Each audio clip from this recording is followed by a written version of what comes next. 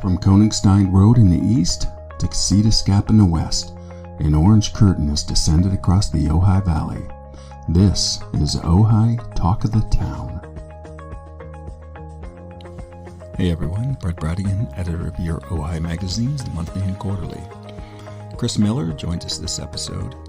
Chris is a fascinating person with a wide range of experiences and skills, a Hall of Fame skater, winner of the Masters skating tournament as a man in his 40s and 50s, 10 out of 13 years competing against world-class skating celebrities like Tony Hawk.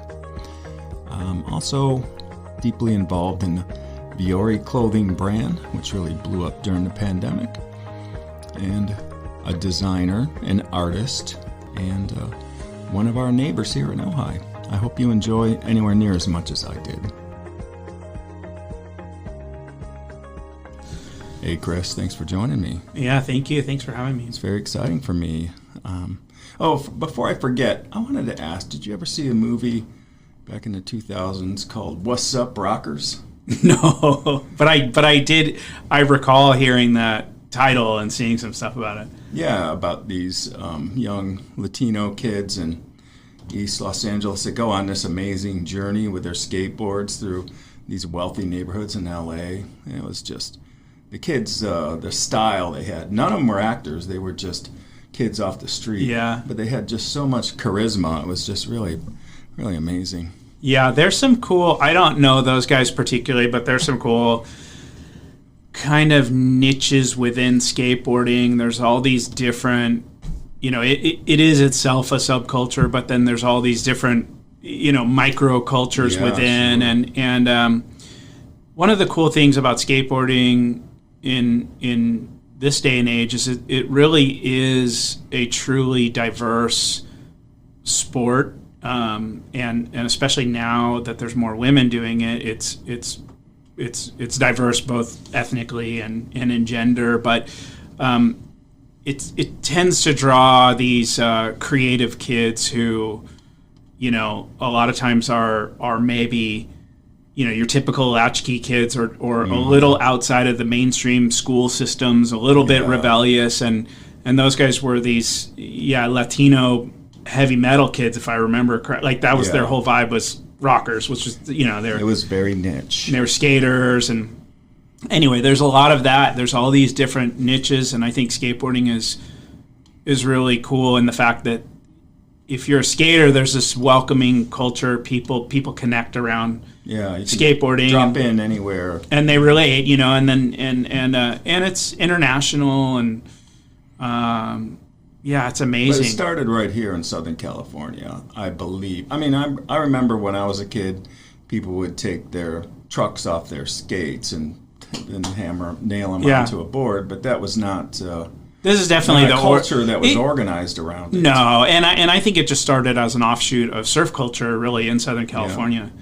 And we talked about how you you were moving back and forth from like the Inland Empire to Santa Monica, so you were had a foot in both worlds. Yeah, and I was saying being in Santa Monica originally. I mean, that's where I kind of bought my first pair of Vans shoes. We had a corner store that was Vans, and you could get all the kids were wearing the Vans customs, and I had I forgot my colors, but I think they were like light blue, dark blue, but my right foot was opposite of my left in the pattern, because you could custom order the shoes. They were canvas Vans. Did they start out specifically for skating?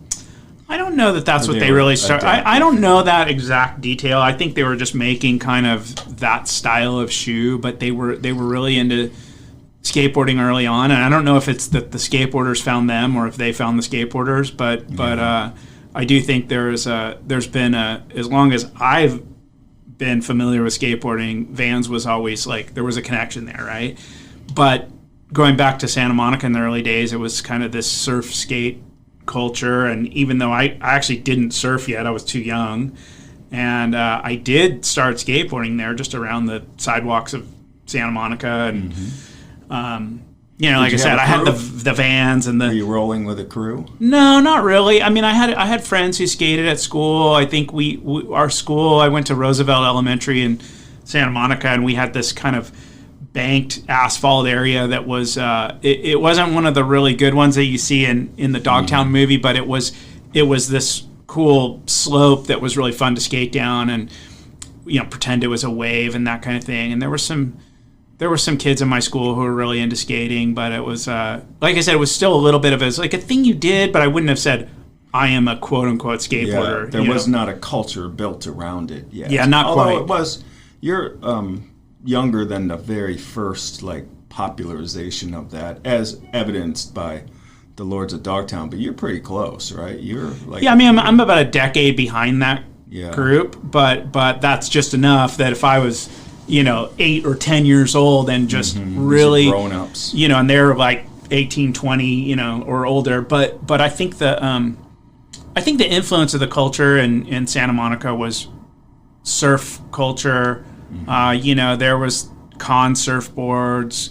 I think the one place was called Blue Cheer. There was the surf scene was kind of it was a big thing. And I had an older brother who was a surfer, and he was into all that, and he worked at a few of those different surf shops over the years. And I was kind of an aspiring surfer, but skateboarding was my version of that back then. So much easier than schlepping a board to the beach and so forth. Yeah, and when you're a little kid, you can't just go right out your door. Can't really get down to the beach as easy, But yeah, so I was definitely under the influence of that new culture that you see in Dogtown. I mean, Stacy Peralta did just he's an incredible documentarian, and that film in particular is it's pretty amazing. Even growing up in the sport and being so familiar with it. Were you familiar with Stacy Peralta and Tony Alva at that age? Not when I was a little kid, but later on, because I kind of became a figure in the sport of skateboarding, and they were still involved.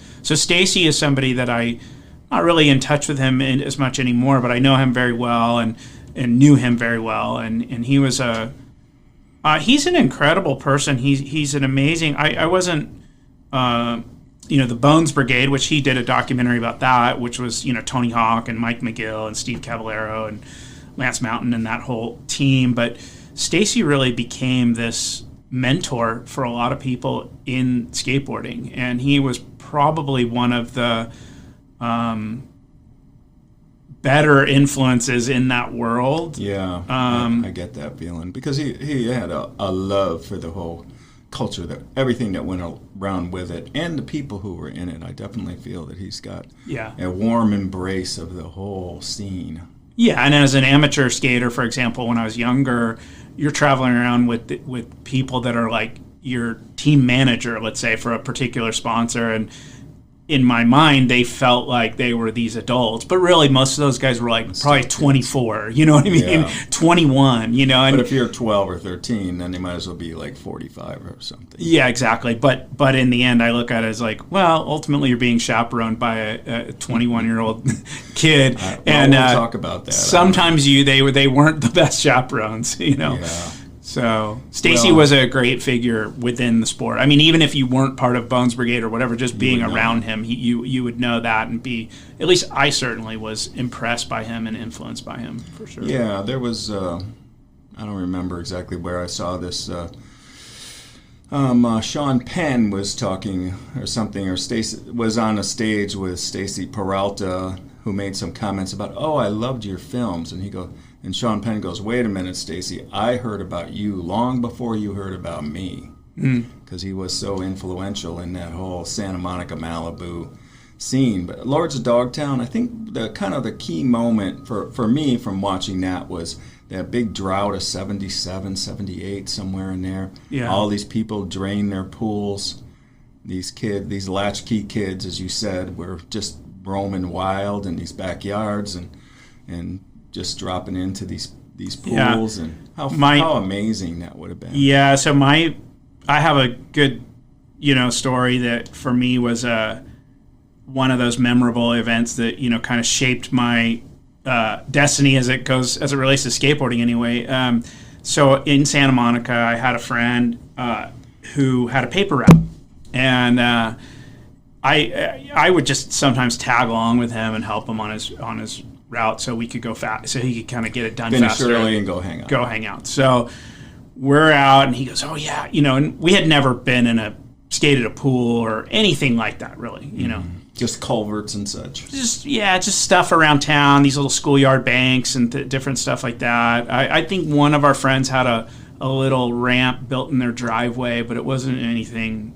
I had never been to a skate park, for example, but there were skate parks around. I would see the pictures of them in the magazine and dream about that. But anyway, we're on his paper route, and he said, "Oh, there's an empty pool at one of these apartments," and so we go to deliver the papers, and we look over the fence, and there's this empty pool, this empty swimming pool that from our point of view, it looked like, it was like, this incredible, shining light. And so we decided, I think after we were done with the paper route, to come back, and we were gonna climb over the fence and skate it. So we climbed down there, but when we came back, there was an older teenage skater guy he was there skateboarding. So we're these little kids, and we climb down, and he sort of is like this tough guy, and he's like, he says, "You can't skate here unless you can make it over the light." Oh yeah, he was the guardian. He just was being a teenage punk ass bitch. He was marking his territory or something, and he's like, "Oh, you little kids, you can't be here unless you can do that." So we're like, okay, so my friend and I, we both tried, and he didn't make it over the light, but somehow I did. I mean, it took me a couple tries, but somehow I just rode up, and I remember getting over this light and making it back down. Yeah. You're pushing from the shallow, and we're standing in the shallow in the pool, and it's hard to just even get this speed, especially if you're little and you've never done that. But anyway, so I made it over the light, and that was like a big moment. So when we came back from the paper route, I was like, for me, that was like I had this moment, this victory, this glory that I had some big tough teenager who let me keep skating because I made it over the light. So that was like the dragon, and now you've been chasing that dragon ever since. Yeah, I've slayed that dragon a long time ago. But it was one of those moments. It was like, it was a big deal. We were sort of scared of this guy. We were intimidated. Yeah, sure. But anyway, it's funny to think about that. I don't really think about that very often, but it was a moment, I feel like you were hooked at that moment. I think so. I think I was probably hooked before that, but it was more aspirational to do it. It was something that I had never been in a pool before, I'd never done anything like that. I had never gone up a wall and felt that weightless feeling, and had my feet kind of feeling like they might slip off the board. I mean, there's a lot that goes through your mind, especially obviously as you get better and it becomes more automatic. Yeah. But in the beginning, I mean, you're thinking of everything as it's happening, and it's just like any sport like that. Like, time sort of slows down when you're experiencing it in action. Well, did you know right away that you had a particular talent for this? No, I wouldn't say that. I feel like I loved it. It felt free to me. You know what I mean? That freedom of just the speed and the and I mean, and it was funny early on for me. Skateboarding was like, what I love to do. There was one spot. There was some sidewalk near the house, and you could go flying down the sidewalk, and then there was this little driveway ramp, and you would go onto the grass with your skateboard, and you would ride on the grass, and then it went down this grass hill. Wow. And I remember, like, that was the funnest thing, to see how far across the grass you could make it. And so it's just like stuff like that, where I would say it's so much more subtle than being good at it. It's just this thing that it feels exhilarating, it feels free and personal. Well, it's everything's personal, though, I think, so but other sports don't necessarily feel like that. Some do, I'm sure, and people find their I think a lot of people who go on to become good at any sport, I mean, good, like best in the world, world class good, I'm willing to bet that almost all of them have a almost, even if they don't describe it that way, an almost like spiritual or deep psychological reverie for what they do, you know? I think absolutely. They find the zone, the flow state. Flow state. Mm-hmm. Yeah. Now, when did you first start surfing, and how did that feel? Did you have the skill? Did it seem easy transition of what you had learned with the proprioception of balancing on a board? Did that translate to surf? I mean, surfing's hard when you start, no matter what. But I think so. I think I probably learned more quickly than a lot of people do. But because of your skating, yeah, sure. And I just think I was really into skiing too as a kid. I liked to ski. I just was like, I had good balance, you know. So any balance sport, I was just kind of pretty good at, relative, you know. But my older brother was a surfer. Like I said, even though I kind of got into skateboarding, but I think surfing was always the thing I was aspiring to do. Yeah. And as a young kid, so my parents divorced. I was living in Santa Monica. My parents divorced when I was about 10 years old, and that's a rough age. That's a tough age. Yeah. And my parents had a volatile relationship too. Yeah. So it was.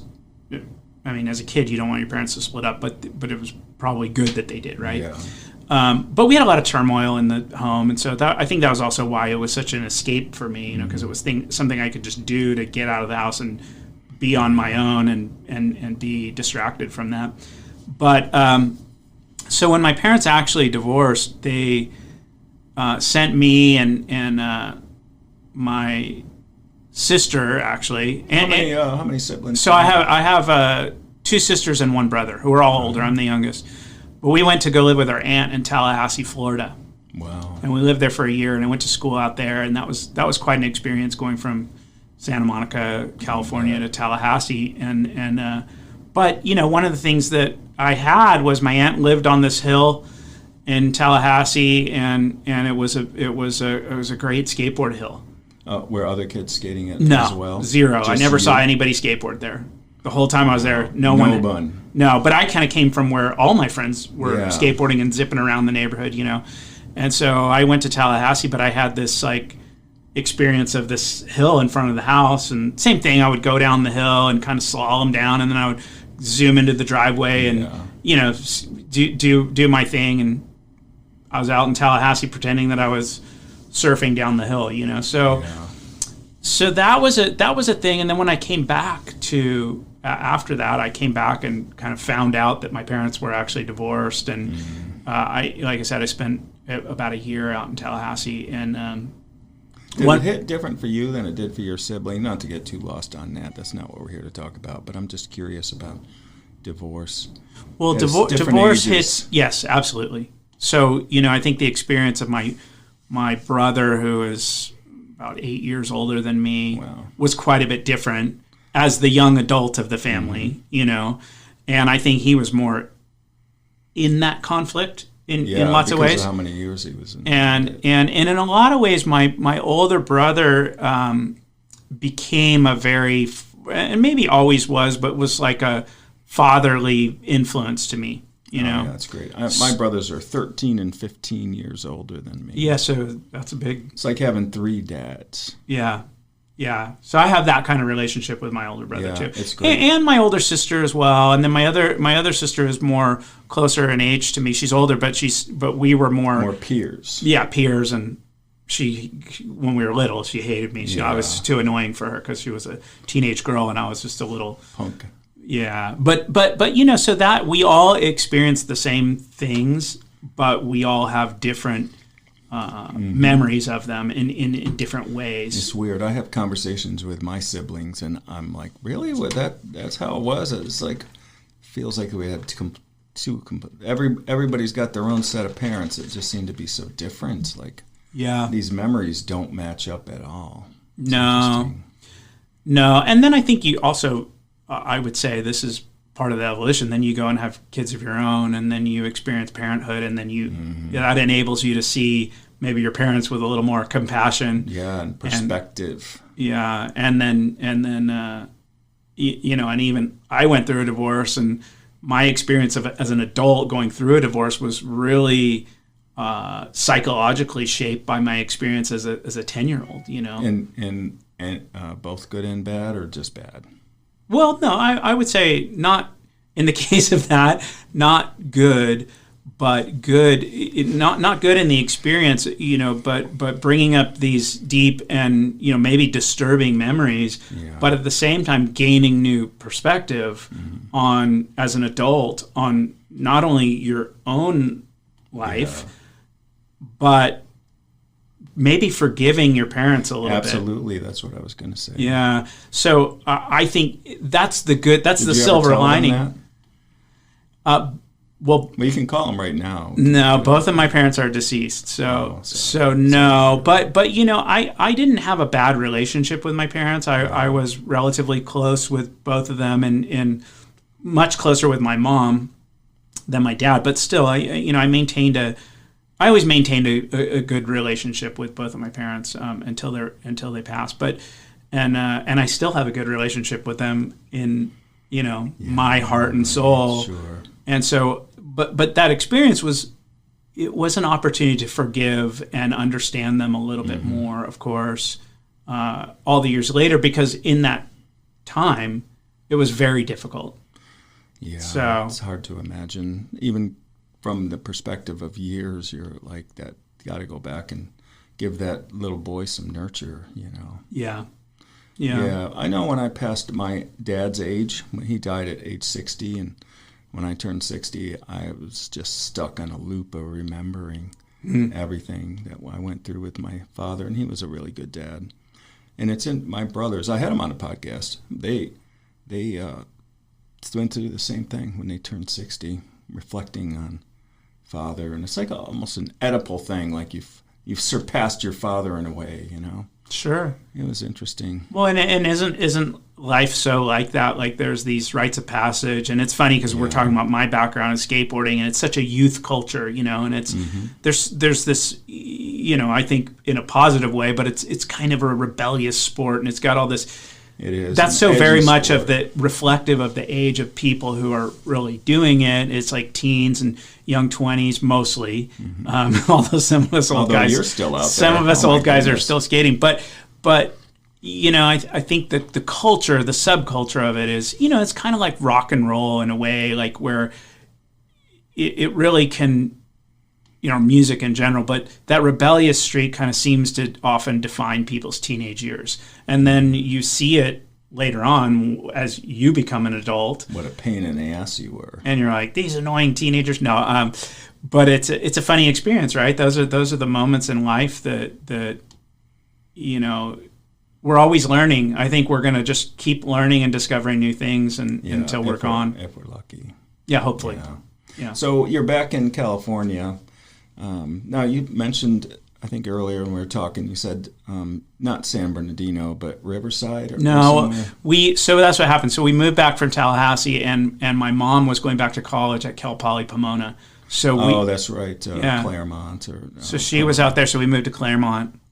And, for me at the time, and my sister was, older than I was, so she was an older teen, she was in her she was in the heart of her teenage years.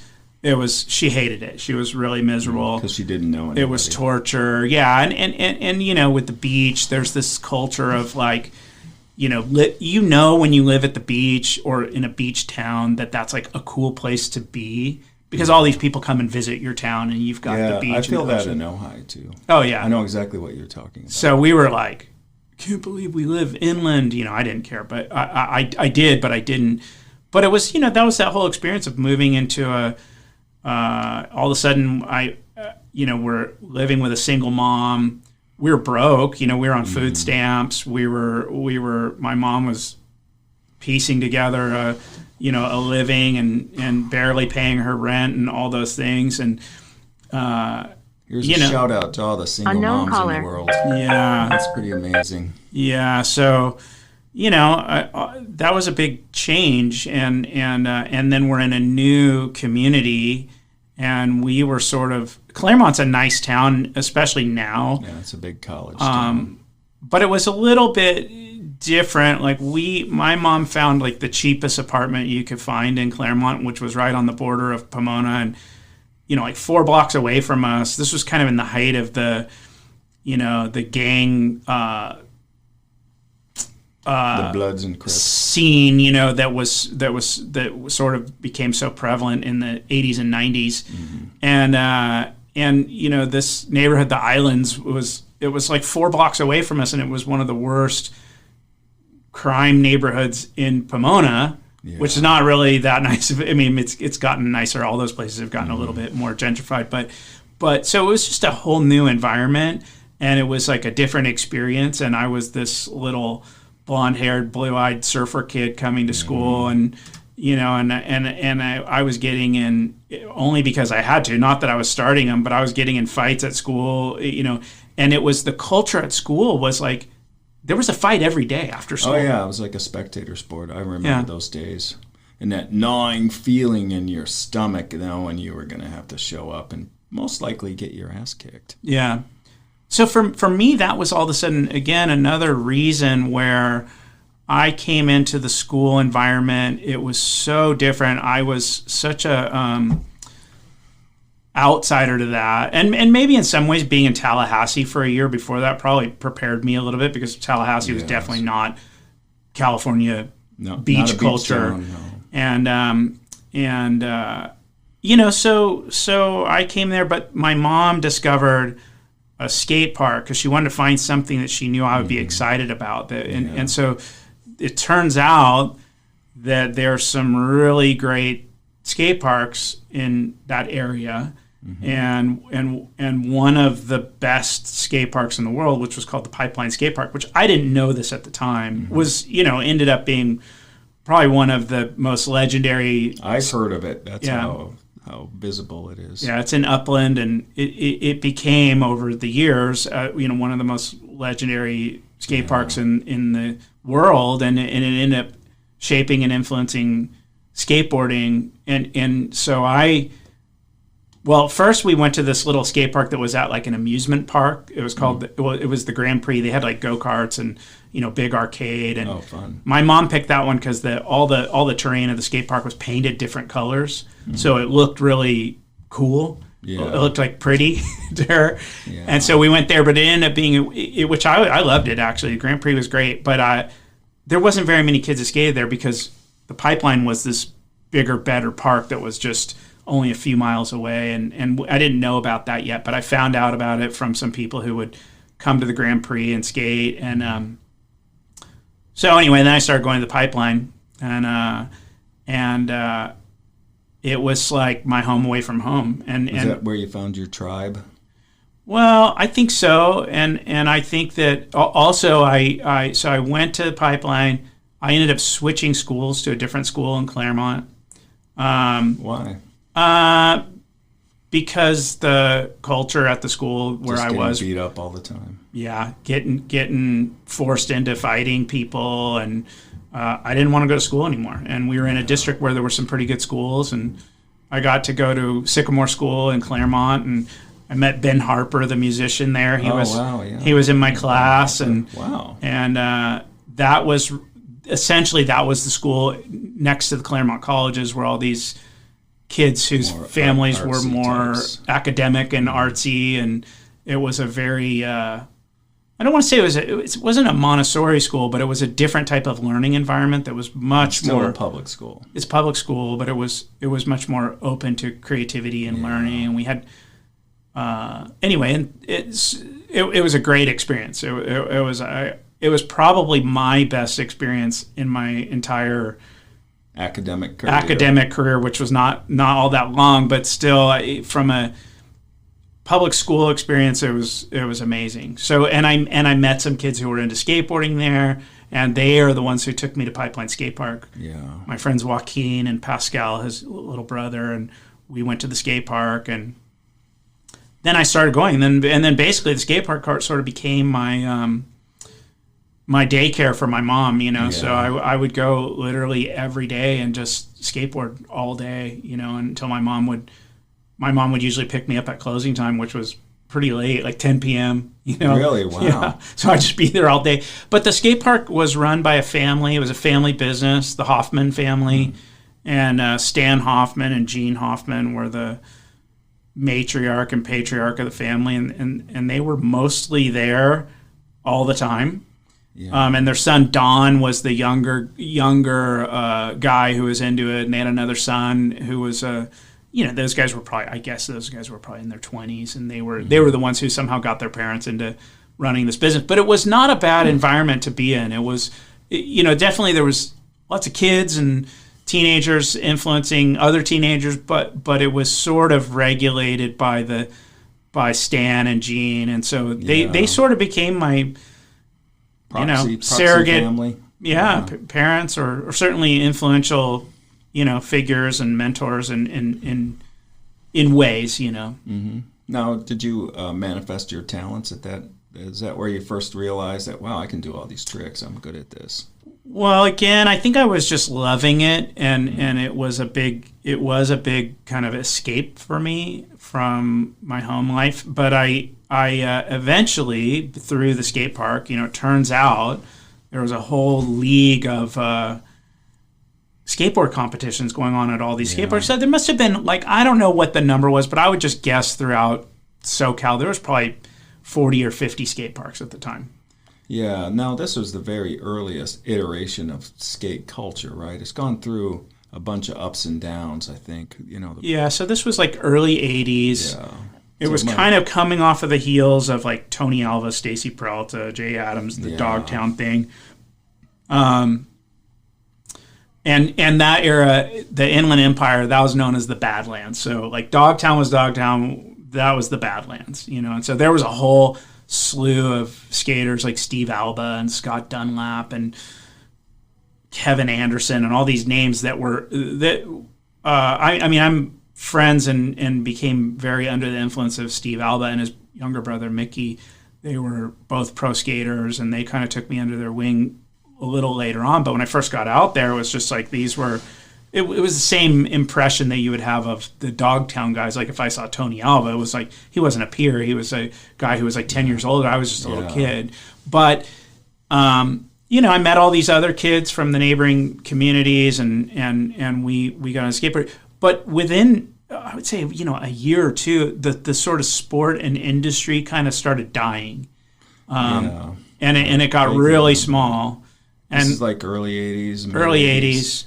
So 80, I don't know, 82, 83, essentially until about 85, that I would guess just sort of 5-year period was a real down and dead. And I don't know whether it was just that skateboarding was a fad in some ways and it was boom and bust, or a lot of people said all the skate parks closed down because of liability, because most of them were private at that time, whereas nowadays there's public skate parks everywhere. But anyway, that was an experience, and it really did get small again. So there was, I don't know, a dozen or 15 or 20 kids who were real regulars at the skate park, and we were all friends, and we were all in that same boat as we would come, almost every day and skate together. And a lot of the kids were not from Claremont per se. They weren't. I had a couple friends at school who skated, but I would say I was probably more into it than any of them. And most of my friends were from neighboring communities, Montclair, Pomona, Upland, Colton. Tahunga. All those places, and then as the other skate parks closed down, there was also skaters who would travel from other parts of LA or Southern California to come skate Upland, Pipeline. Because it was famous. Well, because it was famous, and it was also one of the last ones standing. So by the time I was really into it, it was there was Pipeline in Upland, there was Skate City in Whittier. There was down in San Diego, there's Del Mar Skate Park. Marina Del Rey out in Marina, and then that one closed. But that was it stayed open for a while, and that's where, so there was this Southern California, it was actually called Castle, California Amateur Skateboard League. So that was I don't know if you will, a little league of skateboarding, but all of the skate park owners were all involved in the operation of these events because it was helping, keep people Promote going. their I'm sure it was good business for business. So, yeah. but they started traveling around. So I got invited to go to, do you want to do? I think the first one I did was at Upland. I registered old to were skate you? young, like 10, 11. Wow. Yeah, I think I was 11 the first time I entered a skate contest. So you were one of the youngest, I would imagine. Well, no, but there was age groups, and it was a open amateur. I was in an unsponsored amateur division, but some of the guys I was skateboarding, in those early days in those unsponsored amateur, like Tony Hawk was one of the kids. And what was that like meeting him when he was still in his? I guess he'd probably blown up pretty much already by then. No. He was the same boat as me. He was just a nerdy, skinny, dorky kid who liked to skateboard. You know, and still is kind of. He still is. No, he's a good guy and a friend, and not just him. There's a whole community of other skaters that we were all from all over Southern California, and then as I got more into it, there started to be skaters from Northern California and the East Coast, the New Jersey, Florida, Texas, California, and you got to know all these people, and it was a tight-knit a circuit community. And so I started that first unsponsored thing and skated, and then I think within a year or two I had gotten some sponsors, and then I went into the sponsored division, and I think there was still age groups. I think maybe once you got into the sponsored class, there might have been an open division that was where it was everybody kind of 18 and under competing, and I kind of just kept going through all of that, and it really I had a community. I had this thing that I loved. I was pretty good at it. I was certainly from the beginning. I remember. I mean, I think that very first one. I don't think I won it or anything, but I think I maybe got third or something. I got a trophy or a ribbon or something cool. Some recognition that felt great at the time. And I just kind of kept going with it, and it was fun. And it was, looking back at it, it's probably like kids who do competitive soccer or any of these things where they get to travel around tournament teams. And you get to meet you get to meet other kids from different communities. And I think that's a big part of it. That is, as an adult, I can look back and say, well, that was really valuable. I got to know all these other people and other experiences and have friends. And feel part of something that's bigger than yourself. Yeah, for sure. Yeah. When did you realize that this was a possible, maybe not career, but something that you were going to do? Like this is a way to make a living or build a life around it? I mean... the weird thing is I sort of was pro while I was still in high school. I think when I was 15, I kind of became a quote unquote pro, which just meant that I don't think I was getting paid very much money from anybody, but I had made prize money in contests. It was not like a lot of money. It might have been $100 or maybe at most like $500. When you're 17, that's a big deal, right? So, but the industry had gotten so small that, of course, in my perception being in it was that, of course, it was a big deal to become pro or be sponsored or win a national competition. And by then, I mean, my amateur, I eventually became, the top ranked amateur in the country and, doing all these. And like I said, we were going to Florida and Texas and all these other places, and our sponsors were paying for us to travel. And what was that like? How many did you have on your travel squad? Well, it'd be like a crew of let's say I skated for a skateboard brand from San Diego, actually, even though I didn't live there, called GNS, and I was part of their team. And I want to say there's like 6 or maybe 8. They might have had a bigger team, but as far as the people that they would send and travel with, it'd be like 6 of us and in like one hotel room and a team manager. Yeah, and we couldn't afford. We would all be floor. In the travel lodge in Jacksonville, Florida, sleeping on the floor and on like all of us in one room. You probably have some fond memories. It was great. It was so fun. Yeah, so fun. And so that was an experience. And basically, got to travel all over and eventually international. And And then eventually sort of that next step was just being pro. Like you had won all the amateur stuff, you might as well go pro. And even though I'm the same age as Tony Hawk and Christian Hosoi, those guys had kind of gone pro, I feel like a year before I did. Yeah. So, I mean, even though they were teenagers, they were really the best guys. So you knew that was possible. I knew it was possible, and my perception was you could be pro, but I still didn't think that was going to be my career. I didn't think that was a career. I just thought it was a natural progression of being a competitive, being in the skateboard scene, you know. So, you know, and the prize money was not much. I mean, you could win a pro competition. I think it was like I said, like $500 or $1,000 to win, you know. So it wasn't. You're not going to make a good living at it, even if you're winning. But when you're a kid, you don't need think it. through all of that, you know. So, you know, I think when I was in high school, you know, I think I was making, I don't know, $20,000 a year or something, but that might as well have been $1 million. In high school, yeah. Might as well have been $1 million to me, you know. So, you know, it's a funny one, but it was, and then I ended up dropping out of high school when I was a senior. Because you were so busy on the tour. I was busy traveling, and which I'm really grateful that schools have figured out a way to include skateboarding, even if they don't officially have a team. But well, right here in Ojai, Laurel Springs was a distance learning school for a lot of athletes. And stuff, yeah. Yeah, so but back then it wasn't, and so there was no accommodation for that. So basically I got to a point where I wasn't doing terrible in my classes. I was passing all my classes. I wasn't a great student either, but I was an okay student.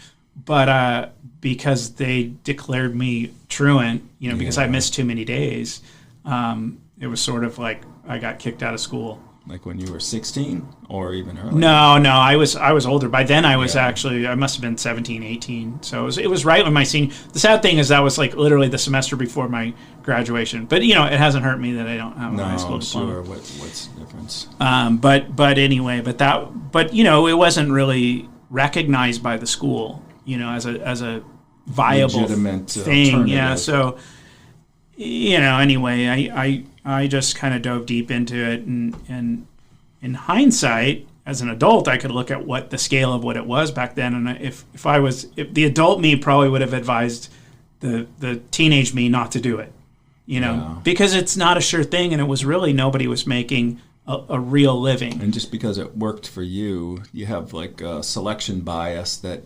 well, this is a legitimate way, but you like won the lottery. I mean, yeah, in a way, but you know. I would say I learned through that experience, and I see this with any kind of creative endeavor, right? Could be music, could be, you know, you name it, any kind of art, you know, really. The percentage of people who really make a great living doing it is not very high, actually, you know, in terms of the people who love it and are passionate about it.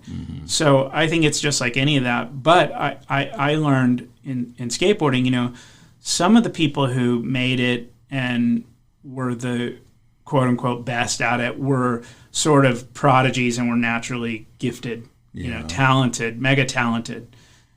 But then there was always a group of people who were just really hard workers, disciplined, and who really loved it, and managed to.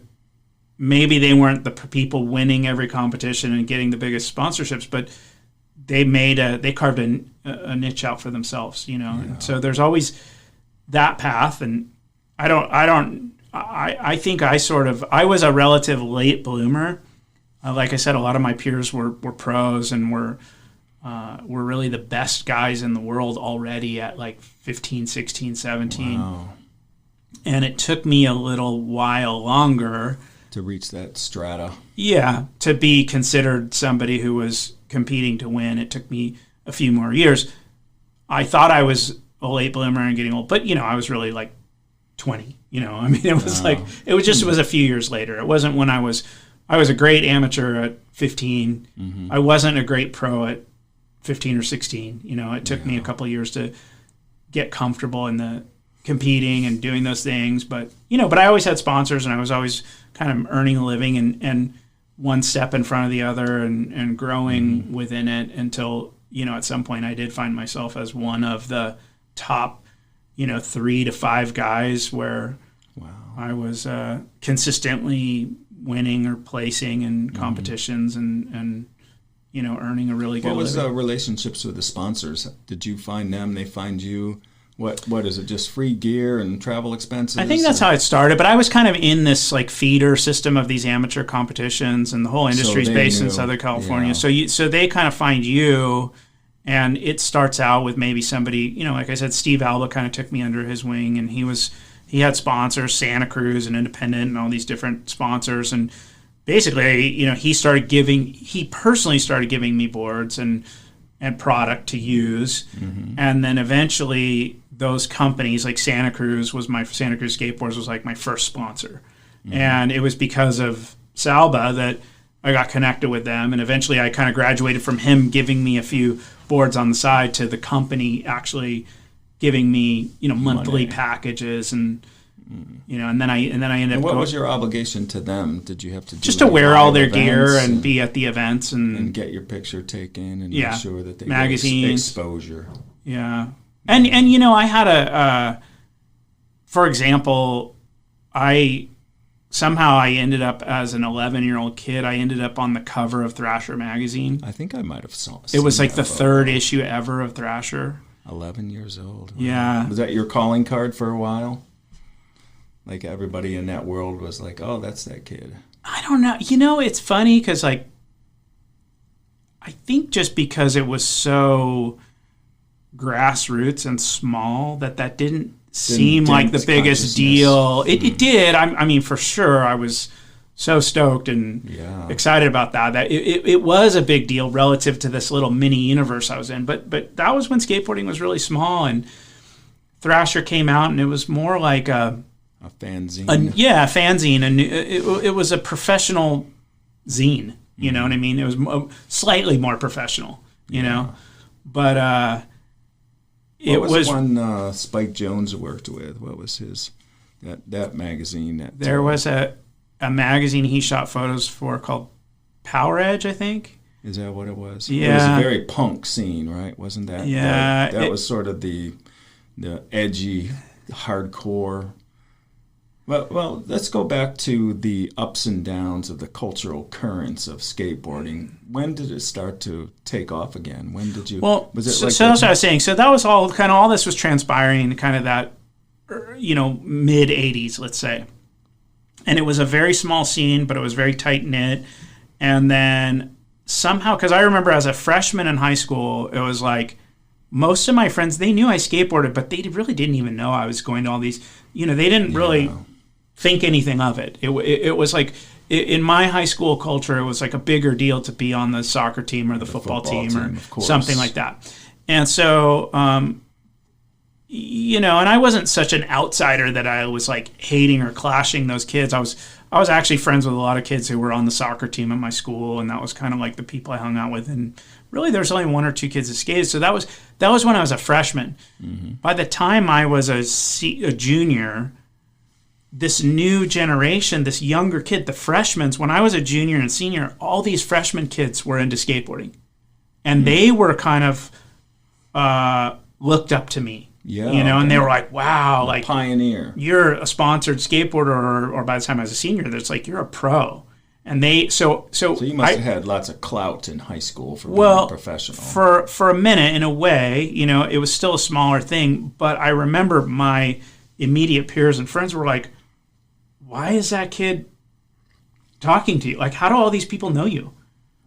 All these younger kids, So it was just this like, 3 to 5 year period where it was really dead, and a lot of the skate parks went out of business, and it got smaller and it consolidated. But I think within skateboarding, I feel like that's when skateboarding really got connected to like punk rock and the underground music scene, and it kind of went through this cultural shift where all of a sudden it happens with cultural events where they become forgotten or off to the side, but those very hardcore people who are still revolving around, when it comes back and lifts them up, then they're and I was exposed to all that through through the skateboard world. So it's like we were into like the Clash and Sex Pistols and the Ramones and nice. Black Flag and all these X and all, Henry Rollins and all of that. But that was stuff. like connected through skateboarding, and I think with skateboarding got a little bit connected to in some ways to the fashion of that world, and of course the other thing too, which I by this time kind of later in the 80s when I was a pro skater, I started designing my own skate graphics, and that there was a pro skater named Neil Blender, and Neil was a super creative individual, and he was a pro skater, and he was a musician, and he was an artist, and he started doing his own graphics, and he was part of GNS Skateboards, which I was sponsored by. So Neil kind of encouraged me because I was into art and drawing and design. Yeah, you were, from an early age, you saw yourself as an artist, right? Well, I just was always into it, And kind of similar to, I think, a lot of people. It's just, I just like drawing and art, and it was something that, I think I always enjoyed, and I was pretty good at it. So parents and people encouraged me to keep doing it. But I never really saw myself as an artist. It was just something I liked to do. Yeah. Well, it's interesting. I may have had this conversation before, but your designs remind me a little bit of this period in Soviet history, 1917, 18, 20, called the constructivists. And that was like right after the revolution. All the owners of all these printing plants and art, design places, ateliers and so forth, went to Paris and left the inmates in charge of the asylum. So all their friends were artists and ballet dancers and performers and so forth, and they just designed, not just, the graphics are very distinctive from that period. It's a very, before the Soviet realism with the broad-chested, workers out in the field in the factories. But it's just like the same kind of vibe, that there was this wide open world where anything was possible.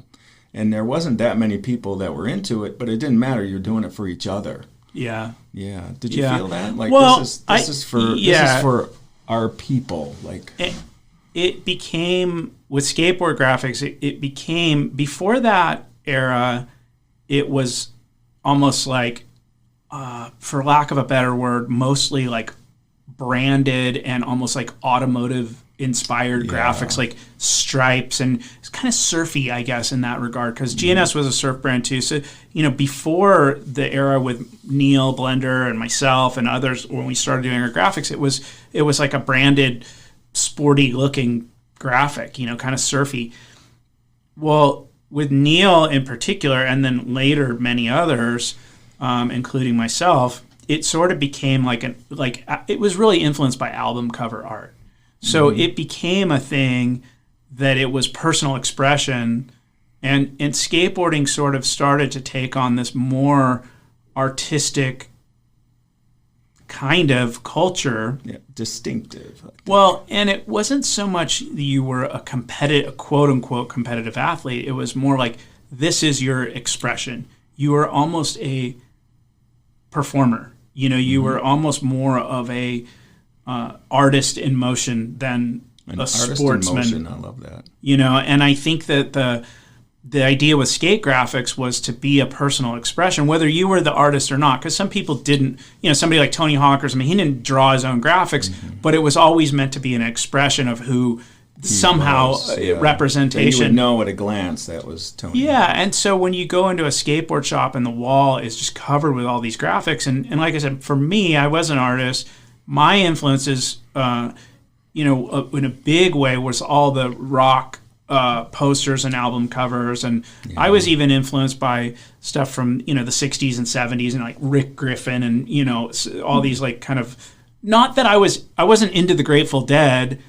Or doing exactly those psychedelic things, but some of my art was... What was the possibilities? Yeah, and I loved all that, and I was really into it. And then, of course, like I said, our era, we were more into all of the kind of punk rock and new wave, and, there were emergent graphic designers and artists in that world that influenced us.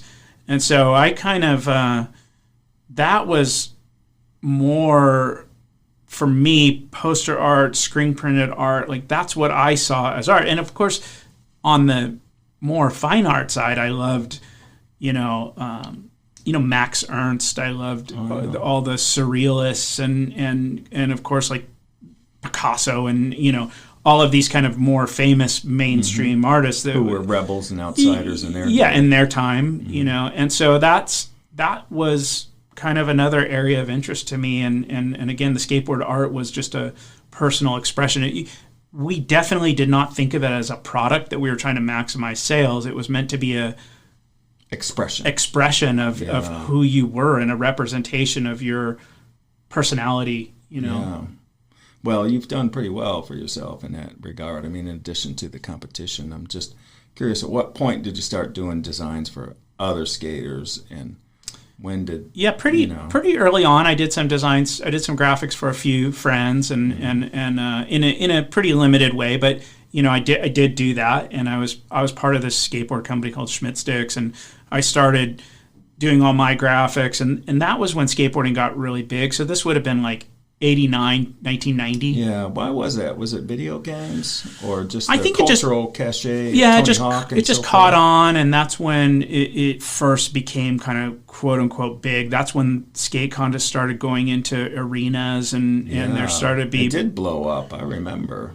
National, international. We would go to Europe and Germany every year, and Australia. Did it catch on there? Is it the skate culture and... Very big in Europe. I mean, Germany, you feel like you were UK. part of popularizing it, or was it already there? I mean, yeah, sure. I don't take any credit for that. I think there was a wave, and I was part of that wave. Yeah. Sure. I don't individually. I played my role, but it certainly isn't something that I would say, "Oh yeah, I helped popularize skateboarding." Like the Beatles in reverse. Yeah. Not quite, but it was this thing that, like I said in the very beginning of our conversation, related to this culture of skateboarding and how it's welcoming. So, you could go to Germany or the UK or, Australia or Spain, and you would meet other skaters, and they were immersed in the same. And this all pre-internet, pre-social media, but it was this very small, independent scene, and we all were part of this subculture, and it included music and style. Trans boundaries, like absolutely. So you recognize each other. Did they recognize you? Were you like you go over there and they know who you were? Not as like a celebrity, but as a peer. Yeah. As like, oh, cool, you're a skater, or they would know my skating. Like, oh, you have great style, or I love the way you do this thing or that thing. Yeah. What were your distinctive tricks and I mean, everybody's got to have kind of their things. I sort of. What was it? I'm curious. How did that work? Like your discipline of it. It sounds weird, but and I'm always really modest about it. But it's like I was known for my style on the board. Yeah, I was known for having a quote unquote very graceful, good style, smooth, flowing. For me, I was emulating a little bit of that surf world. Somebody like Jerry Lopez was the original, kind of defining style, or Tony Alva, or Stacy Peralta. Brad Bowman was a skater from I think from the Valley, Reseda maybe, or I forget where he grew up, but he was a super stylish skater. And so for me, I was always drawn to that. I was drawn to the way someone carried themselves more than the tricks they did, and Tony Hawk is like a technical trick inventor. But when he was, I actually think Tony's style got better as the years went on for a variety of reasons. But when he was younger, he was actually known for having a terrible style, but he did all these hard tricks. Tricks that nobody else could. And then there 720s and whatnot. Yeah, and varials and all these things where you're spinning, and a lot of guys thought those were all circus tricks. We thought that wasn't cool. I was friends with Tony, so I wasn't hating on Tony, but there were guys that did, and there was a big rivalry early on between Tony and Christian Hosoi, and Christian Hosoi was another really stylish skateboarder. He was known for being smooth and powerful and ultra graceful, but he didn't have the tricks that Tony did either. And so it was this battle of sort of technical skateboarding versus surfy flow and power, and I was more in that camp with my skating. But like I said, I really kind of emerged. My talent really emerged more in the early '90s, is when I started winning competitions and kind of coming into my own as a skater. So so I was kind of known for that, and I did actually invent a lot of skate tricks, but I would say I was less of an inventor and more of a perfecter of certain things, or a refine. I evolved a lot of the tricks that I was really known for were simple tricks, but I did them in a different way. So you did them in a very polished, smooth, elegant way. Yeah, or even with a different inflection point, and so it's subtle. It wasn't like I was intentionally trying to do that. I didn't set out to do that in a methodical way. It just happened to be, like I said, it was all about expression. That just happened to be the way certain things worked for my body or felt more natural. And so, that's the way I approached it. But in the end, I was recognized for that. But it wasn't an aspiring thing to be, it wasn't an aspiration to be recognized for that. It was just the way it worked. How you going? Yeah. Now, injuries. I'm just curious about that, because you can get hurt. So the ironic thing is, actually, I've been hurt many times. Every skateboarder has. But I would say, compared to a lot of my peers, I actually have way less injuries than most people. I think it's because you have great balance and you're... Yeah, or maybe I'm just lucky or whatever. But I have one in my first... it was my first year as a pro, my rookie year as a pro. So I must have been 16, I think. And there was the tour kind of went to all these skate parks, but the tour came to my hometown, my home skate park, the Pipeline in Upland. So and I have a really famous. That's what I was saying is ironic, because I actually did pretty well with not hurting myself too bad. But I have a really famous crash in the Upland combi pool, where and this was by the time they were making and selling VHS videos of all the contests. Okay. So there's a clip of me hanging up in the combi pool and getting knocked out. I pretty dramatic major concussion and fall, and and it took me out of the competition. But it sort of became, early on in my career, it sort of became this thing that, unfortunately, I was a little bit famous for having this really terrible crash on this super bad slam on major wipeout on video.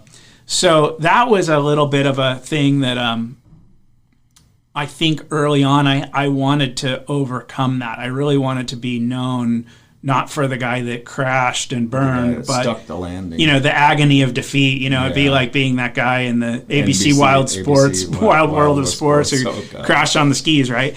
So that became a thing of, like, I didn't want to be known for that, and I think I wouldn't describe it as a chip on my shoulder, but it was definitely something I wanted to prove myself later on in my career. Because, like I said, that was literally... You don't want that to define you. I think that was my third ever or second ever pro competition.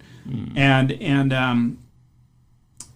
anyway, and it was in this very challenging pool called the Combi Pool, which has gone on to become kind of legendary, and it was sort of designed and built to be the most challenging terrain possible. Yeah. And it had these huge vertical walls and big, coping at the top of the pool that was a little too big. So it was actually pretty poorly designed in a way. It was just so challenging that it was designed specifically to be challenging. No? Yeah. So, and Pipeline being Pipeline, that was the name. But they wanted it to be the quote unquote pipeline of skateboarding, not like pipe is to surfing, arguably still the most deadly and challenging wave in surfing, right? And it's kind of the place that if you can shine there, you can kind of shine anywhere. There. So anyway, that's where I grew up, and that I grew up at the pipeline of skateboarding, and really I was one of the best to ever ride that pool. and it sort of was my biggest personal accomplishment that I would say I was proud of was how well I could skate that pool. Even though I never, in my early career, I was never recognized for doing. I never.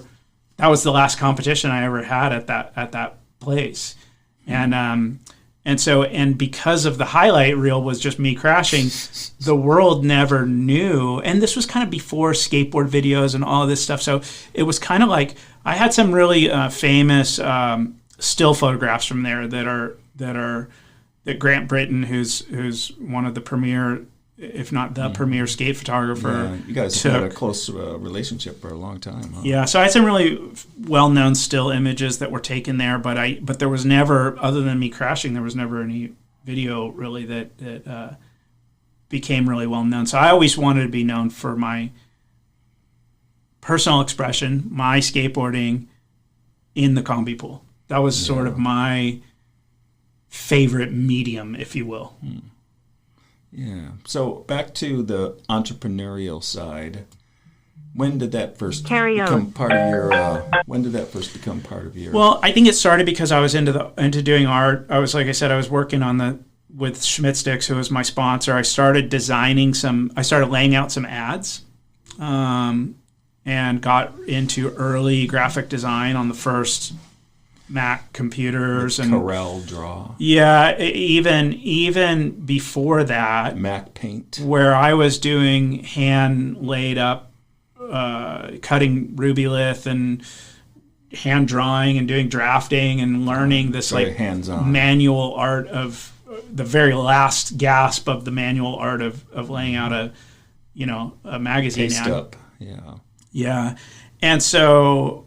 and hand placed typography and all that stuff. So I started kind of doing that a little bit, and I just thought it was cool and fun, and I was learning and being mentored by somebody else in the company who was a quote unquote professional designer, and so but mainly from the graphics, I got into that. Then I got into ads, and that kind of had me interested in just how the overall brand was being represented, and then when in 1990, the industry was going through kind of another crisis, and some of the sponsors and companies started cutting their rosters. And just the economy? I think the economy, I think maybe just the trend of the sport, it was just kind of another little bit of a down wave. I mean, it didn't die completely, but it certainly got smaller then as well. It wasn't as bad as what had happened 10 years earlier in the 80s, but the companies I was writing for ended up either going out of business or downsizing. And I was fortunate enough at the time that by then I was doing really well. I was one of the top pros, and I was sort of in demand. So I had the opportunity to kind of interview and talk to all of these different sponsors, and whether it was Santa Cruz or Peralta or Vision or a few others. But around that time, there was a couple of upstart companies. One was called World Industries, who was founded by this guy Steve Rocco, and then another was called H Street, and H Street was founded by these two guys. One guy named Tony Magnuson and another guy named Mike down in San Diego, and they were sort of the first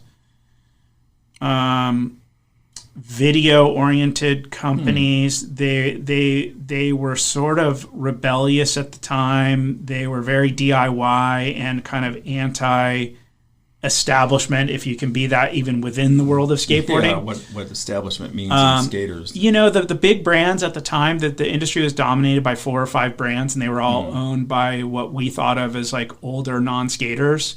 Oh, yeah. Even though maybe they were skaters at one point, but there was a the sport had evolved quite a bit, and there was this disconnect from some of those guys, not all, but some of those guys had kind of become like fat cats in the industry, and they'd show up at the events and they're driving their Porsche and not skateboarding anymore, and we all thought sellouts. Well, we just thought we're making these guys rich, and they're cutting our pay, and we don't even like we don't want to battle with our sponsors. So in the end, I had Mike and Tony from H Street kind of invited me to. I didn't really fit in with H Street. I didn't want. It just didn't quite line up for me. So I wasn't going to accept they had made a sponsorship offer to me, and I wasn't going to take it. But I liked them, and I liked their entrepreneurial spirit. And then they said, "Why don't you just come and design your own brand? Why don't you make your own brand?" Very cool. So I ended up creating Planet Earth, which was a skateboard, and early it was an apparel brand, but it was really skateboards and T-shirts. And Mike and Tony kind of helped me build a team of other skaters to kind of surround myself with, and I was essentially just the creative director for the brand. Yeah. And then I got into it that way. And now, were you skating for your own brand? Well, yeah, I was skating for my own brand.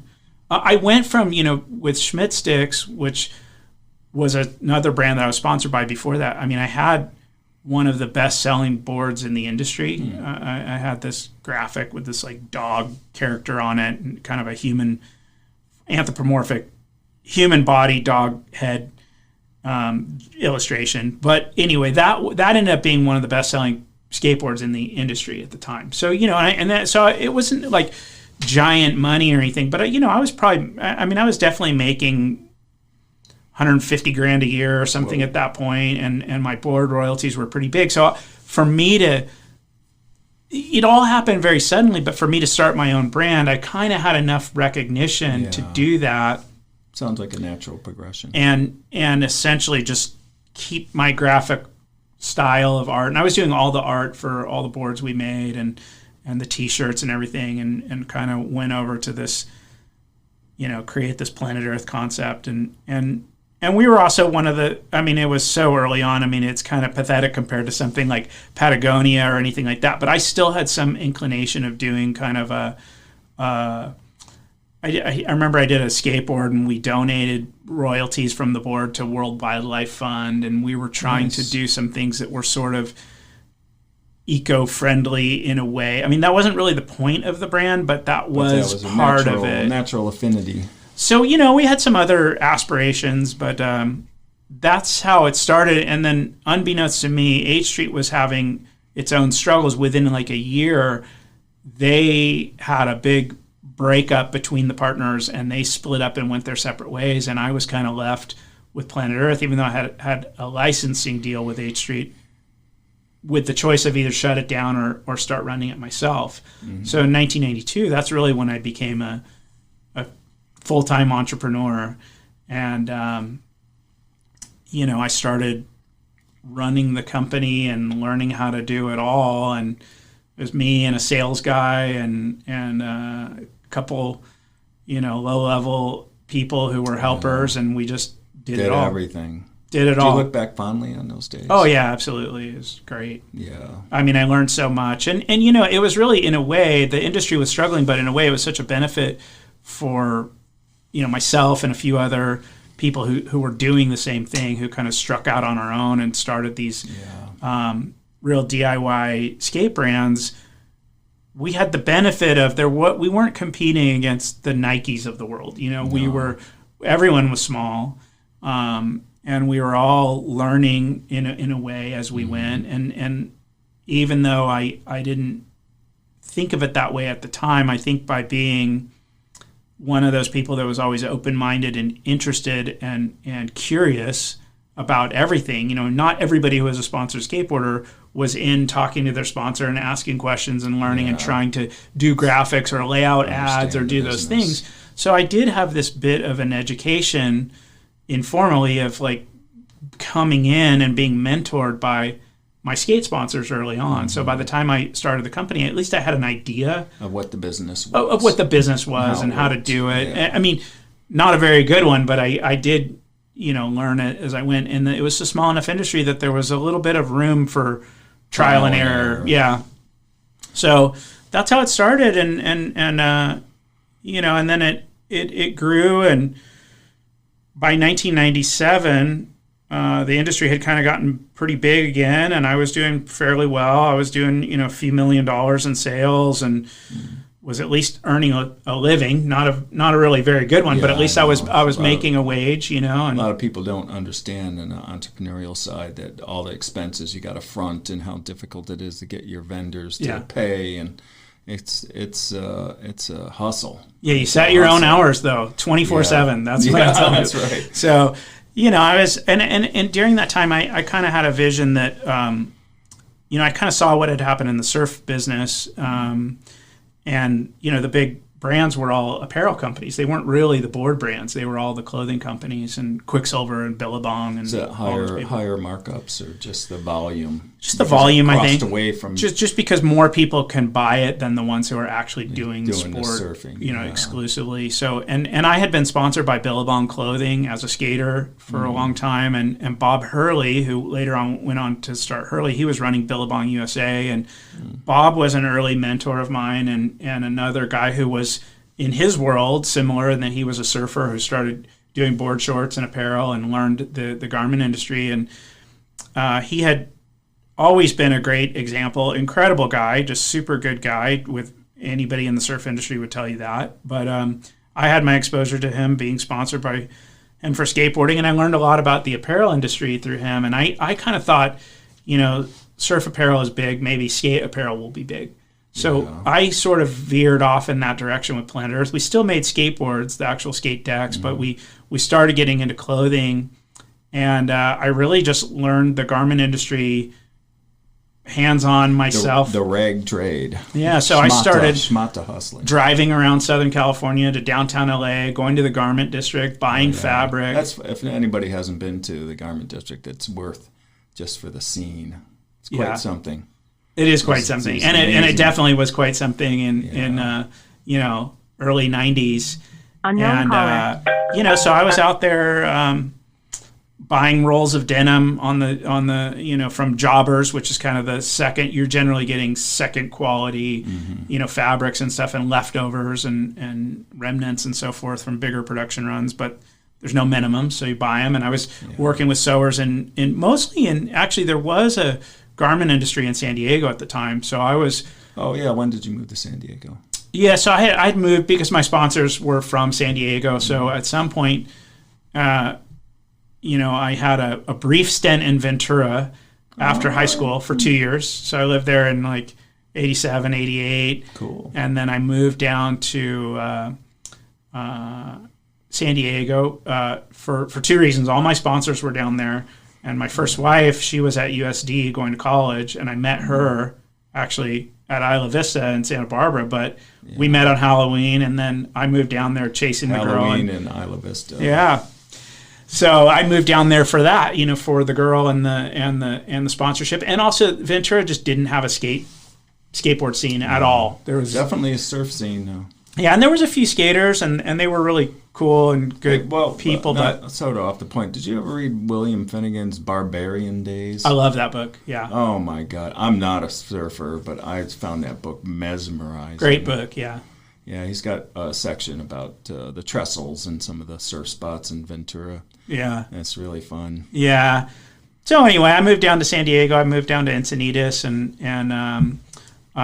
that's where I lived for the next 25 years, and I built the brand, and my ex-father-in-law actually helped me as well. He was Jim. He was a big mentor of mine, and he was up in the Bay Area, and he was a sales executive at HP, but he had been an entrepreneur his whole life, and just a really, really good guy. So another figure in my life that was a mentor and teacher, and he helped me with the business, both financially and just educating me and helping me, develop some business sense of the back end and how to manage inventory and people and processes and things like that. And anyway, I learned the garment industry. I started making jeans. I started making more T-shirts and jackets, and it took off. And then eventually, I was kind of in the early days of snowboarding, and I got into snowboarding a little bit, and we started making snowboard outerwear with Planet Earth. I'm curious, the transferability of skills, is that...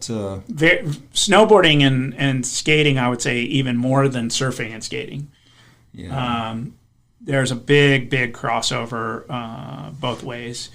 And I was never like a pro snowboarder or anything, but I was just really into it. I got into it and enjoyed it. And the industry was so interconnected that we had our skate apparel with Planet Earth. And like I said, it had started to take off. And then the snowboard clothes started emerging, and we started making outerwear.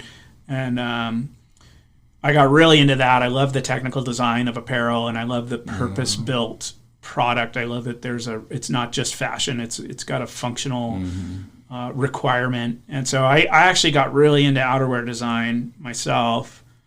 But at this point, I was president of the company. We had a lot of employees. And then in 1997, I actually sold the business to K2 Sports, the ski company, which was actually not just the ski company, but it was a big sporting goods conglomeration. Yeah, sure. And so we had always struggled because we were self-funded, and we always seemed to be bootstrapping it, and we were always short on cash. So cash flow was that's a hard lesson for any entrepreneur to learn. But basically, we were strapped, and so we were always trying to raise money, and we were trying to get into skate shoes because, as it turned out, the industry really, footwear became the thing that skateboarding gave the mainstream, and Vans and Etnies and DC and all these brands had really started to take off, and there was an opportunity with a few different really well-known skaters at the time, Jamie Thomas and Steve Barra and Tony Hawk and Jeremy Ray were these, everyone knows Tony Hawk, maybe not those other names, but they were all big pros at the time, and their Airwalk, the brand, had kind of fallen apart, and some of those guys were former Airwalk guys, and they were looking to create something new, and I thought there was an opportunity, so that's how I got involved in the talks with K2. I was trying to raise money to do the skate shoe brand. So in the end, K2 ended up actually acquiring us and provided the funding for me to start Audio Footwear. So we started a footwear brand in '98, I guess it was. And that was really my first.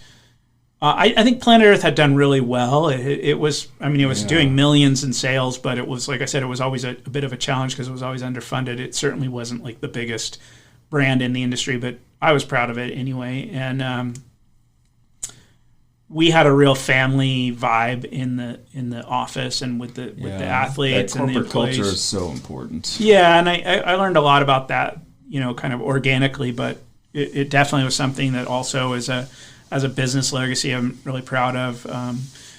I have even to this day, I have a lot of people who will call me or I haven't talked to in years, and they'll say that was the best job I've ever had. Yeah, so I love hearing that. Be very gratifying.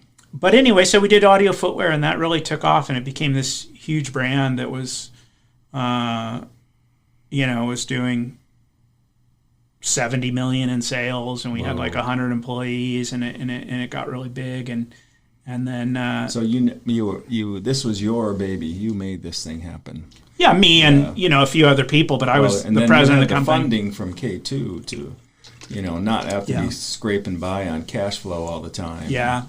Getting the factories paid off, and the suppliers and whatnot. And then K2 got acquired by another bigger company down the road, and the run at K2 was really great, and I'm really thankful for all of them. A lot of people in the skateboard world thought that was corporate and a sellout, but the reality was it was just a way to live another day, in a lot of ways, and it really was just a something that fueled our creativity. K2 was actually a great partner. They really stayed out of the creative side of the business and let us do our thing. So it was an incredible run. And then K2 got acquired by another bigger company that the cultural fit wasn't as good with. And in that scenario, I learned a lot about what happens often in the corporate merger world, where there might be a business proposition, but skateboarding and even skate shoes, even though it had become a big business by then, it was really largely inhabited by people who live and eat and breathe the culture. And as soon as you try to impose a real cultural mismatch. It doesn't work. So that was the first time in my life that I kind of had enough money saved that I didn't have to like worry about paying the rent the next month. FU money. Not FU money. Definitely not that. But just enough money where I wasn't take a moment desperate. I could take a couple months off and not be thinking I wasn't going to be able to feed my family.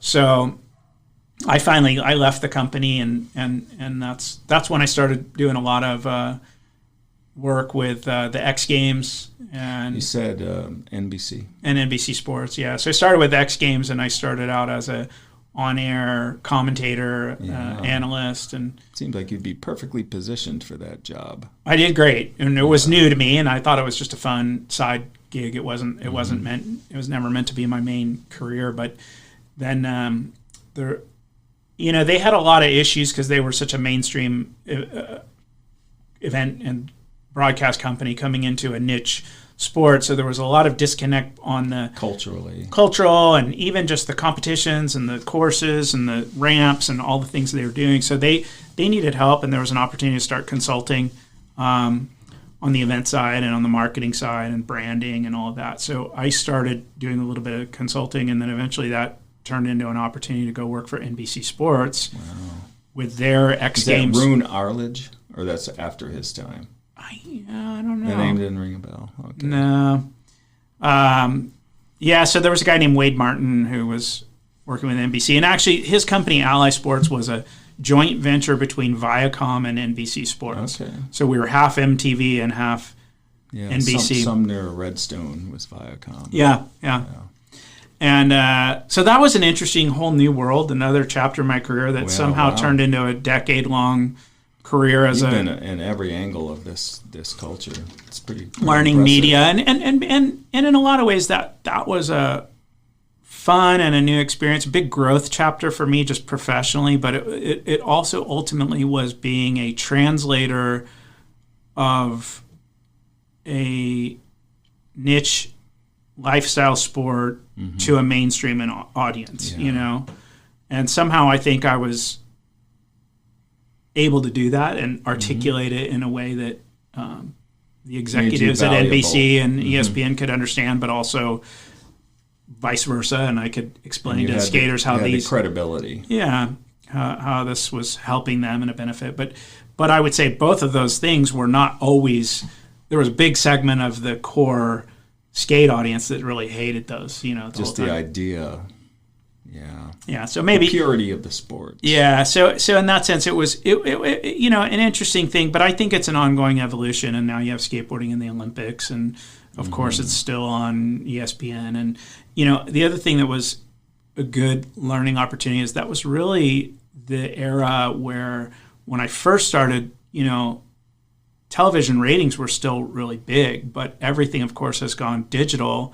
And in that decade of working for ESPN and NBC I just watched cable TV ratings go down, and not just for sport, but for everything. And actually, sport is probably one of the saving graces of, linear media, and so it's interesting. I learned a lot about sports television and broadcasting in general, and certainly as an observer, I find it interesting to see that industry, but that industry's been in decline, for a long time, and I'm sure it's going to continue. And I'm not a big mainstream sports fan, and not that I don't like football or basketball or baseball or anything like that, but it's just not my main thing. But I can see and observe the trends of the industry, and I read about it a little bit, and I find it very interesting just to have had that inside experience and know how it kind of works. Yeah, very cool. Now, Joe Kudlow, Viore. Oh, yeah, Viore. Got to get into that. Yeah, so Viore, in my time with NBC, like I said, I loved it, actually. It was great. We were doing events in not just skateboarding, but skateboarding, snowboarding, free ski, motocross. Extreme sports. All of these sports that, kind of X Games had done. And I was doing my team was doing a lot of the branding. We did a lot of the digital media where we ran the digital side of the business. And I loved it, but I could also see the writing on the wall with broadcast media and sports. And every year it was like our budgets would get smaller and smaller. So I kind of saw that going on, and ultimately, although I don't mean this negatively, because I really enjoyed my time there. I loved it. I had some great people I worked for and worked with at NBC. But as I looked at NBC Sports as an organization, I mean, and during my time there, they got bought by Comcast. I didn't really see culturally a fit for me to become beyond the action sports niche that I was helping with. I didn't see a fit for me to like move in to the mainstream sports world. It was not. I mean, technically, I was an executive. I was a VP of creative and all that, but I didn't see myself like moving to, Connecticut and working in the NBC Sports organization in a beyond the action sports role. And so that was culturally not. I enjoyed it, like I said, and it's not. I don't mean this negatively, but it just wasn't where my future was. It was something I was doing. I was making good money. It was a great job. I learned so much. And then, but I really had that yearning to get back into designing clothing, apparel, footwear, and kind of doing what I loved. More hands-on and creative. Yeah, and more creative and more just, more of an outlet and more entrepreneurial, frankly. I mean, it was great to work for a big corporation in some ways, but it was also terrible in other ways, so I didn't find it soul crushing, but I didn't find it soul uplifting either. Yeah. Let's just say that. So I had kind of been looking for this, and this is around the time in my life where, ironically, I'm still skateboarding. I had gotten into yoga, sort of to deal with some of the injuries and also just the mental health aspect of it. I was going through a divorce, and I was kind of found yoga as this thing that kind of helped me with my mental health. You're talking about. So I was spending a lot of time doing yoga, and I was really noticing that my apparel was not working well for stretching and moving, and because the fabrics were wrong, the cotton t-shirts. I was going to hot yoga, and if you've ever gone to hot yoga and made the mistake of leaving a cotton t-shirt in the trunk of your car, it's not a good thing. So I was like, maybe I actually need to invest in some clothing that works. But there was really nothing for guys at the time. Yeah. Lululemon had a very small men's collection, and the fabrics were great, but the style wasn't really right up my alley. And the surf brands, had some stuff that sort of worked, but wasn't quite the right fit. Like at the time, like board shorts were really extra big and baggy, kind of, and actually Hurley, ironically, had some great material in their board shorts, but it was just the fit was a little bit off for what I wanted it for. And then, so I started kind of researching that market and kind of put together a concept for a men's brand. It wasn't called Viore. It was just had a working concept name of that I was calling it. It wasn't going to ever be the brand, but I was kind of calling it Pacific Standard. And I just thought of this little bit of like a West Coast inspired performance, what I would say alternative athletic wear brand, And you had all your fabrics and cuts and everything pretty well. Yeah, like at that point it was a little before all that, but it was definitely, I knew the fabrics we wanted to use because they were out there in the performance world, but they just weren't being done in a way that felt like something I would want to wear. Yeah. And from the big brands, Nike, Adidas, Under Armour, I just didn't relate to the brand image. It was all very not Under Armour especially. My son wears that all the time. He's a gym rat. Definitely has a vibe. Yeah, it's very, it's kind of jock culture, and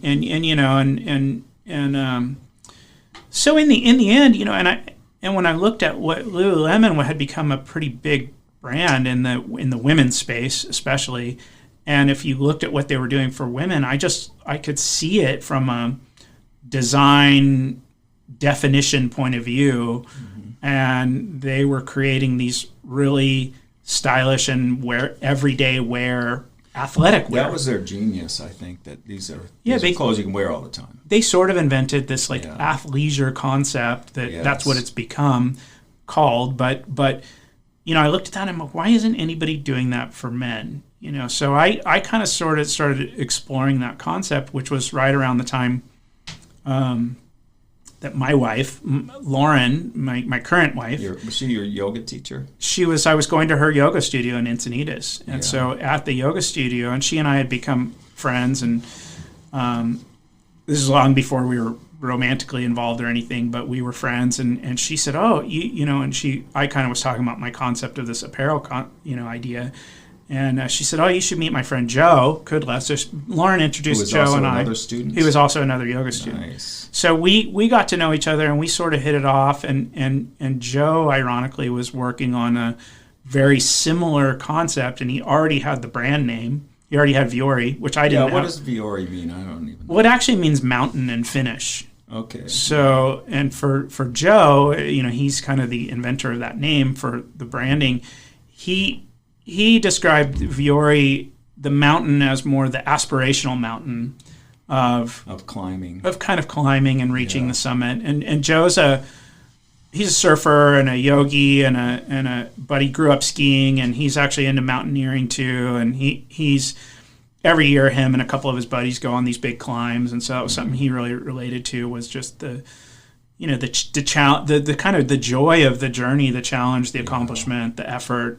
And then, that the reward always feels better when you've kind of put in that hard work, right? Yeah, not to get too far off track, but I was just some thought experiment. Somebody posited about happiness, and they said, imagine the scenario: two roommates, young men, and they're about to go about their day, and you're checking their happiness levels all throughout the day. One guy goes off hiking a mountain, the other guy sits around and plays video games all day. Moment to moment, the guy playing video games, way happier than the guy sweating his ass up this tremendous mountain and climbing and everything else. And then you're thinking, oh, well, that makes sense.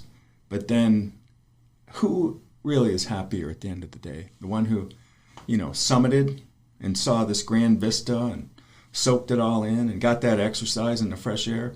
Or the guy who was playing the video games and, shooter games of this crowd? It was like... It hit me. Yeah. Well, and not only that, I would say as human beings, we are designed by nature to move. We are movement machines. So I think our bodies feel best when we have moved. At the end of the day, if you've moved a lot, it's a good feeling. Oh yeah. And unfortunately, in the moment it might be challenging, difficult, and you'd rather be playing video games, but and I think of course it's a lot harder to become movement oriented if you have spent years being sedentary and you've gained weight or you've gotten out of shape or it's harder to get back into shape. I'm really grateful because I was doing this sport that wasn't defined in general kind of athletic terms, and but I was always moving and I was always active. So so for me, and it was always skateboarding and surfing and snowboarding. These things I loved doing were always also, there was a mental rhythm and peace to them. Mm-hmm. And I got to observe that later because I got into yoga and I got to understand, I've been kind of experiencing something similar very often. And the biggest difference, I would say, is I think any sport can be meditative or any movement can be meditative. Mm-hmm. I think that the big difference is it needs to be intentional. And when it's not intentional, you might have these moments where it's meditative and peaceful, but they're sort of organic or accidental. But when you approach it like you do yoga with an intention and a setting and a way, turn off that monkey chatter in your brain. Yeah, but I by learning yoga, I realized I had experienced this feeling many times before, and it actually, my yoga practice gave me a new approach to skateboarding and the mental aspect of it, skateboarding and surfing and snowboarding, and I learned a lot. I learned a deeper level of appreciation for those sports through yoga. But yoga is what got me into apparel, and then Joe and I met with Viore. I mean, got me back into apparel. Excuse me. And Joe and I met, and I was still working at NBC at the time, so I couldn't really quit my job. I couldn't afford to quit my job and go start an apparel company. But we agreed to kind of team up, and Joe had dabbled in the apparel industry, but wasn't in it the way I was, and I had a lot of contacts with designers and factories and people to really help make the garments happen. So I kind of brought to the table a lot of my resources and designs and contacts, and Joe was always the CEO from day one, and Joe was really running the show from the very beginning. But also Joe's an incredible guy who is he's by education he's a CPA. But I can see where that would be very valuable in business. Yeah. But he's a very well-rounded person in that he also is incredibly talented at design, and he had a stint as a fashion model in his college years, and that led him to have kind of a real passion for the industry and fashion and business. So he's incredibly design savvy and in touch with that, and has impeccable style. And so we just really hit it off and got along, and we launched the business. And I was really heavily involved, especially in the early days. But as it kind of grew and grew and grew, I became more, and I less involved in the day to day and more just strategic and kind of brand and product vision, I would say. The 30,000 foot. And then now it's gotten so big that it's just taken a life of its own. Because it was already an established brand before the pandemic, but it really blew up.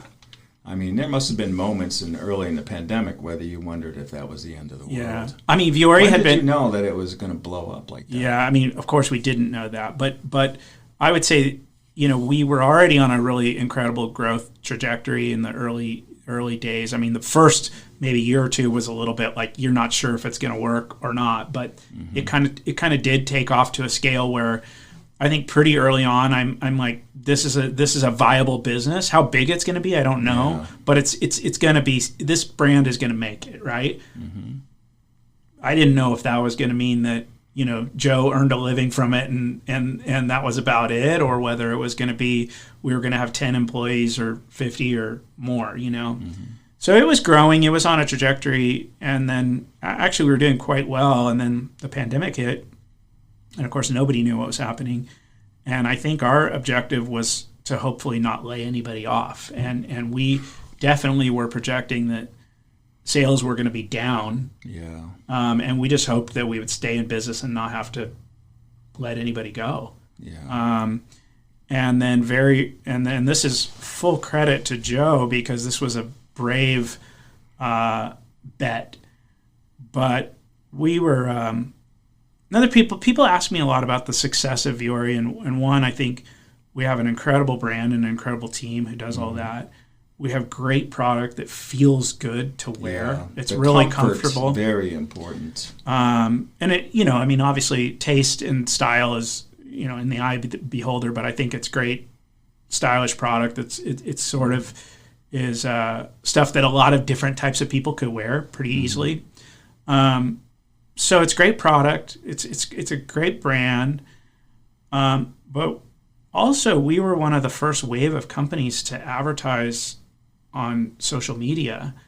And I remember seeing those ads. I mean, Instagram started, and remember, it didn't have any ads. Yeah. Then they started doing advertising on Instagram, and we were one of the first companies to. And probably getting bargain basement rates compared to. Well, it's just like, and I don't even know that all the metrics. I think it's much different now, but it's like at the time advertising was new. It wasn't a thing to just click on an ad in your feed and buy product right off of Instagram. Like, what a weird, in the beginning, that was a weird concept. I remember how seductive it was when I'm not really on Instagram anymore, but that it seemed like, how do they know that's what I'm in the market for? That whatever the algorithm is with Instagram, it was very specific. Yeah. Well, and obviously credit goes to Facebook, or now Meta, right? They obviously figured out the formula of how to become an advertising behemoth, and it's because it works. It's because the targeted advertising really works. Regardless of how you feel about privacy, which a lot of people aren't comfortable with it, but they figured it out and it was working. And we were again one of those first wave companies who started advertising on Instagram, and that was a little bit of an experiment. We didn't know if it was going to work. We thought it might help. Yeah, sure. But then it took off, and so the pandemic hit, and a lot of big companies actually thought this is going to be a disaster. Cut all our advertising, cut all our spending, and kind of freeze in your tracks. And I think Joe had the savvy and brilliance and maybe chutzpah to just the ads were still working. The ads were working, and he said, what's weird is people are buying clothes right now, and they were buying our clothes, and because they're comfortable and they're versatile. Yeah, you can use them for working from your home office. So all of a sudden, our return on ad spend really took off, and I think Joe, like I said, had the brilliance to go ahead and back that bet and increase the ad spend, and it was just working, and so the company did. We really did have huge growth in 2020, and it was, but I wouldn't say there was already momentum there. So I wouldn't say that was the thing that was the turning point of the brand. But it did turn out to be great fortune that our product worked well for the stay-at-home and work-from-home movement. We certainly benefited from that. Yeah. So.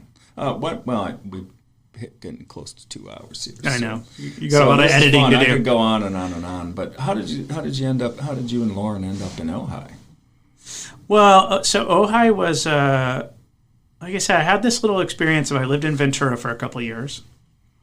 And I can't say I ever spent any time in Ojai, because when you're 18 and a surfer, you don't. It's like a bunch of old people. You don't care. And actually, when we first came up here, we actually called it Old High. Oh, yes. We're like Old High. But Lauren's family's from the Bay Area and San Francisco, and we used to always go up north, and our little vacations from San Diego we'd go up to Big Sur, we'd go up to the city to SF, or up to Yosemite, and just getting out of San Diego and getting past LA, naturally Santa Barbara was a stopping point for us, and we would go and spend the night in Santa Barbara, and then we'd have the whole next day to drive up north without any traffic or any more LA. So anyway, we had never been to Ojai, but we had heard about it, and there's a bit of a yoga world here, and we were both, Lauren really much more so than I am, but still, oh yeah, Ojai, we know some people who've gone there or gone to a retreat here or whatever. Yoga crib that Kira from Lula Bandu used to do. There'd be hundreds of people walking around the streets with their yoga mats rolled up. Need to get on that again. Maybe I'll have that conversation. People don't know Lauren was also a friend of the pod about her book, it was a very fun episode. I really enjoyed that. Yeah, she's amazing, and she teaches at Light and Space. So if you haven't checked out her class on Sunday morning, you should do yourself a favor and go, and it'll be an experience. But anyway, so we literally just decided to stop here and stay here, and we came to Ojai, and it was I think we stayed at the Ojai Rancho Inn, and this was like 2014, 2015, something like that, and we just kind of cruised around town, and we hiked. We both love hiking and nature, and so we did some hikes and kind of explored the town, and just really loved it. And ironically, at the time, I was trying to buy an investment house. I wanted to buy I didn't own my own home. I was renting in San Diego, but Encinitas had gotten too expensive, and I couldn't afford a house down there. And by chance, when we were here in Ojai that first weekend, we walked into an open house on Aliso, and it was this cute little, Spanish-style house, and we both thought it was really cool, and hardwood floors, and Lauren's like, what do what do you think the price is on this? And I hadn't seen the price yet, but I'm like, I don't know, $1 million, as I thought, because I was used to Encinitas prices, And at the time, that house was like $425 or something. Wow, and you're not going to find that. We were shocked at the time. So anyway, we ended up buying a house about a year later on Fulton Street. And at first it was a rental, and then we gradually wanted to spend more and more time up here. We got to know it. And I had friends in the area from my days in Ventura, and so I had a little connection to the area, and I used to come up here and surf and go surf Rincon. So anyway, we just kind of fell in love with Ojai immediately. It was like, we loved it. And ironically, even though I hated living in Claremont when I was a kid because I thought it was torture to be moved from Santa Monica to Claremont, I actually really love Claremont now in hindsight. And there's a lot about Ojai that reminds me of Claremont, but just a better geographical location. Instead of being in the Inland Empire of Los Angeles and San Bernardino County. They both get really hot. They both get hot. They both have mountains. Claremont has the colleges. Ojai has the private schools. There's the education. The Five Sisters, right? Is that the Harvey Mudd and Pitzer and Pomona College and Claremont McKenna? Yeah. And they all share the same quad. My ex-girlfriend's daughter went to Pitzer. It's really quite amazing. It's cool. It has kind of an East Coast feel, and it's a great community. A lot of trees. I mean, it's pretty in a like more of a geographical kind of physical way. It reminds me of Ojai, and even the town, the size of it's not. It's kind of a smaller town, but again, Claremont's surrounded by a sea of suburban malaise, and Ojai is not. We're surrounded by nature, so I don't know. Somehow it kind of was like reminded me of my childhood home, and just had this characteristic that I love. I think Ojai has this sort of it still seems to hold up to the quote unquote California dream of this iconic California with the citrus and the small town and the great climate, and I don't know. I loved Ojai, and there was a skate park here too. I like the skate park. Did you ever see Wee Man skating out there? Oh, not so much, but it's been a while. But yeah, Dave England. Yeah, Dave England. I'm sure you probably know the Jackass crew. I know Dave and some of those guys. Yeah, we sponsored with audio. We sponsored some of those guys with footwear. Bam Margera and his whole crew. They weren't from around here. They were the original Jackass crew. They were from Pennsylvania. But yeah, so so there was a little bit of a connection, and it was just it honestly was just a nice place that we could afford. Wow. Well, welcome. And now it's much more expensive, but we're glad we got here when we could. Yeah. Of course, the Thomas Fire was a big traumatic event. Sure was. Yeah. Yeah, we still had our place that we were renting in Encinitas, so we were doing back and forth for a long time. That was hard. Mm-hmm. Lauren would take the train down, for a few days a week and go run her yoga studio down there, and then come back here for the weekend. So we kind of did the part-time thing for a long time, and then I think the pandemic kind of sealed the deal where we're like, we're not going back. Way better up here. Hold up than Ojai. Yeah. All right, thanks, Chris. That was really fun. Yeah, wonderful. Thank you. Just thinking out loud. One of the reasons I do this podcast is because it's a great opportunity to connect with people. I feel I come away from these conversations actually making friends, and Chris and I really hit it off. And as I did with his wife when she was here to talk about her book, and I really find so many fascinating people in Ojai. One thing I'm not doing enough of, and I want to do more, is promote the magazines, the Ojai Monthly and Ojai Quarterly. And we also do the annual Ojai Visitors Guide and the annual Ojai Health and Wellness Directory. So I managed to keep busy. It's a really, it's a small town. There's no scale. I feel like if I was in Los Angeles or even Santa Barbara, I'd probably be doing it pretty well. But I get by. My standard is to get from one day to the next and to not have to get a real job. And so far, so good. So thank you for following along, and I'll keep an ear out for you.